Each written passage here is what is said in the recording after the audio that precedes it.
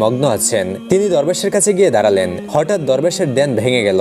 তখন দরবেশ বালক ওয়াইস করণী রাহিমাহুল্লাহকে জিজ্ঞেস করলেন, বাবা তুমি কে, আমার কাছে কি চাও? বালক ওয়াইস করণী রাহিমাহুল্লাহ নিজের পরিচয় এবং অবস্থার কথা বর্ণনা দিলেন। তার অবস্থা শুনে দরবেশের দয়া হলো, তাই তাকে নিজের কাছে বসিয়ে অনেক সময় ধরে আলোচনা করলেন এবং বললেন, তুমি সময় পেলে আমার এখানে এসো, কিন্তু সাবধান, কাউকে সাথে নিয়ে আসবে না আর আমার কথা কারো কাছে বলবে না। তারপর থেকে বালক ওয়াইস করণী রাহিমাহুল্লাহ বেড়াগুলো মাঠে ছেড়ে দিয়ে প্রতিদিন সেই দরবেশের আস্তানায় যেতেন।